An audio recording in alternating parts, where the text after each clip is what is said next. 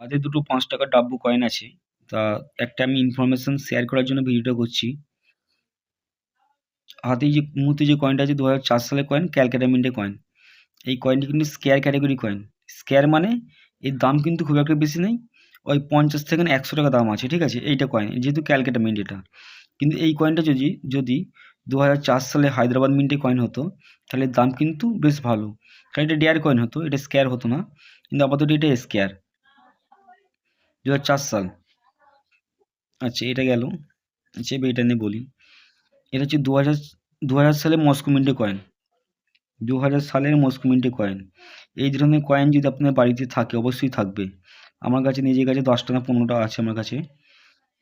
এই ধরনের কয়েন যদি আপনার বাড়িতে থাকে, থাকাটা স্বাভাবিক ব্যাপার। ২০০০ সালের কয়েন, মস্কো মিন্টের কয়েন। মস্কো মিন্টটা কীভাবে বুঝবো? মিনমার্কটা ভালো করে দেখিয়ে দিই। মিনমার্ক, ঠিক আছে? এই ধরনের কয়েন, মস্কো মিন্টের কয়েন যদি হাতে থাকে, তা আপনার জাস্ট একটা জিনিস দেখে নেবেন, এজটা। এই এজটা কি রিডেড আছে এজ, না সিকিউরিটি এজ? এরকম আমার হাতে যে কয়েনটা আছে, এটা কিন্তু সিকিউরিটি এজ।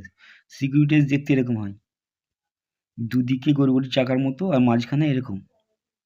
এটাকে বলা হয় সিকিউরিটি এজ। কিন্তু এই কয়েনের ক্ষেত্রে এই সিকিউরিটি এজ পাওয়াটা কমন। এটা কিন্তু কমন। দরকার কি আমাদের? রিডেড এজ। তা রিডেড এজ কয়েন হলে সেই কয়েনটার দাম কিন্তু এক্সট্রিমলি রেয়ার কয়েন, আর সেই ধরনের কয়েনের দাম কিন্তু অনেক বেশি হবে। এখন রিডেড এজ কয়েন আমরা কীভাবে বুঝবো, তার জন্য একটা স্যাম্পল আমি দেখাচ্ছি। যেমন মনে করুন, এই যে কয়েনটা আমার হাতে আছে, দেখুন, এটা হচ্ছে রিডেড এজ। রিডেড এজ, তা রিডেড এজ কয়েন। রিডেড এজ কিন্তু দেখতে এরকম হয়, ভালোভাবে দেখুন। আর এটা হচ্ছে সিকিউরিটি এজ।